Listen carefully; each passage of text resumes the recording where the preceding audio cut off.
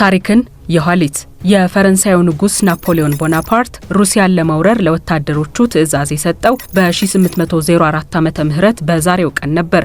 ናፖሊዮን ቦናፓርት ሩሲያን ለመውረር ጦር ያዘመተው የሩሲያው ንጉስ ታላቁ አሌክዛንደር እንግሊዝን ለማዳከም ናፖሊዮን የነደፈውን እቅድ አልቀበልም ስላለው ነበር። ታላቋ ብሪታንያን ለማዳከም በአካባቢው ያሉ የአውሮፓ ሀገሮች ማንኛውንም የንግድ ልውውጥ እንዳያደርጉ ናፖሊዮን አቀደ። የአውሮፓ ሀገሮች የእንግሊዝን ምርቶች እንዳይገዙ፣ አንዳች ዕቃ እንዳይልኩ ተጽዕኖ በማሳደር ምጣኔ ሀብቱን ለማድቀቅ ያቀደው እቅድ ነበር። ብዙዎቹ የአውሮፓ ሀገሮች በፈረንሳይ ተጽዕኖ ስር ስለነበሩ ትዕዛዟን ተቀበሉ። የሩሲያው ንጉስ አሌክዛንደር ግን እንዲህ ያለውን ሐሳብ አልቀበልም አለ። ናፖሊዮን ተቆጥቶም አልቀረም። በጦርነት ሩሲያን ለማንበርከክ ቆረጠ። 500 ሺህ የሚሆኑትን ወታደሮቹን ክረምት ሳይገባ ተቻክሎ በበጋው ወራት አዘመታቸው። የሩሲያ ወታደሮች ጠንክረው ተዋጉ። ናፖሊዮን በፈለገው ፍጥነት ድል ሊቀዳጅ አልቻለም። በሩሲያኖች የበረታ ተከላካይነት የክረምቱ ጊዜ ተቃረበ።